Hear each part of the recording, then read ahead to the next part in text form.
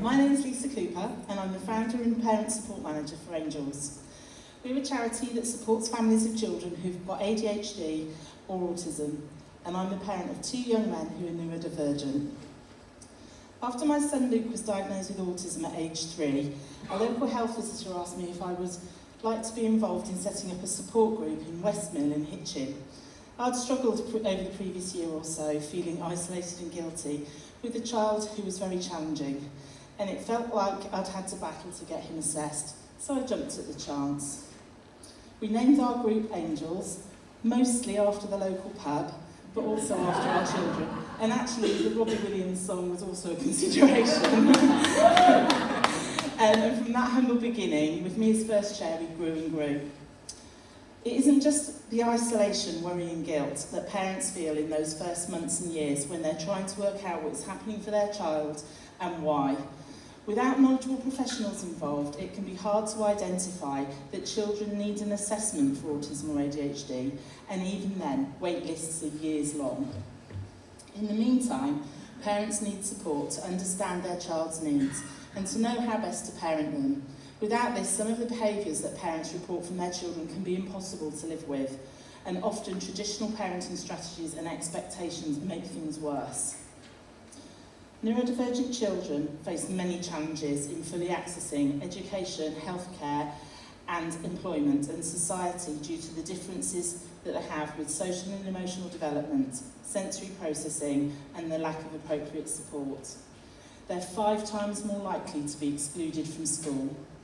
Emotionally based school absence affects a significant number of these children, and studies show that as many as 92% of children who are persistently absent from school are neurodivergent, with schools not meeting their needs around high anxiety, bullying, sensory issues or learning differences.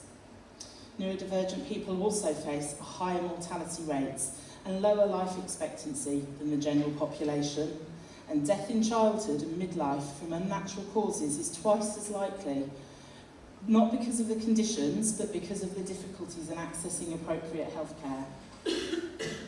So Angels was formed to reduce isolation, to bring families together and share experiences and knowledge of the very complex systems we have to navigate to get the support our children need, to provide an inclusive, impartial, non-judgmental and caring environment to support parent carers. Angels staff all have lived experience, as all of us are parents of neurodivergent children, and some of us are neurodivergent ourselves, having been diagnosed as adults. I was diagnosed autistic at 47. But this is also the case for many of the parents we support, and enables us to tailor support to meet their needs. We aim to walk alongside parents on their journey, giving them the emotional support, knowledge about the conditions and skills they need to be able to successfully parent their children into adulthood, helping them to be the most positive, happy and best version of themselves. We provide weekly support groups, workshops and one-to-one support, a podcast series and a closed Facebook group where support is available 24/7. All our services are free of charge, as we strongly believe everyone should be able to access support regardless of their financial situation. Our ethos all the way through is that autism and ADHD are positive differences, and that the value that we add to society is huge, but that our society currently disables our children and does not readily put the support in place that they need. We help parents to see their children as the amazing people that they are, and understand them and the support they need to thrive. We give them the skills and knowledge they need to advocate for their children and ensure their rights to an education and to healthcare are upheld.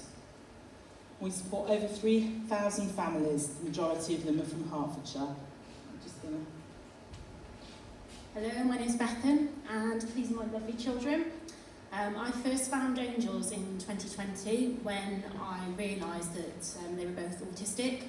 Maya, my youngest child, has a restricted diet, and she eats the same foods and drinks the same drinks in the same order every day. She's extremely sensitive to tastes and textures and how things look. She's really struggled with taking medication from a really young age, and it's been an area that's been really stressful and really difficult when she's unwell. We've tried absolutely everything that we were told to do by health professionals, and nothing worked. That included physically restraining her to force medication, bribing her, hiding medication in food, but of course none of that worked. And the sight of anything relating to medication sent her into a physical meltdown. I felt like I was screaming for help into the abyss and no one could help me. I even took medication to the GP surgery and begged them, please help me, just give this medication to my child. One professional actually reported me and reported concern that my anxiety was causing the issues that my child was facing. So in this crisis situation, I actually felt blamed and under attack.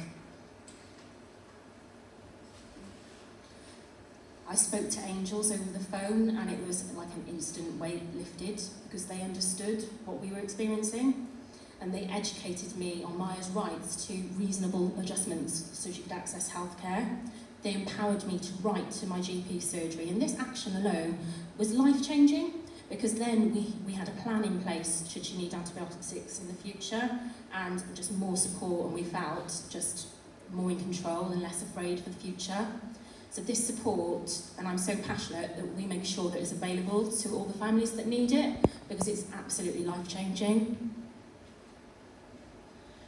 So we would love your support in keeping our vital services for families running and helping children and young people with autism and ADHD reach their full potential. Your support can make a huge difference to a family. It isn't just about the money either. It means a lot for our families to know that they are seen and understood by the wider community, that there are people out there who care when there is so much negative rhetoric around disability. Knowing that people care and want to promote inclusion and value their children is huge. So if you can't donate, please help us share our message, raise awareness and help us push for change.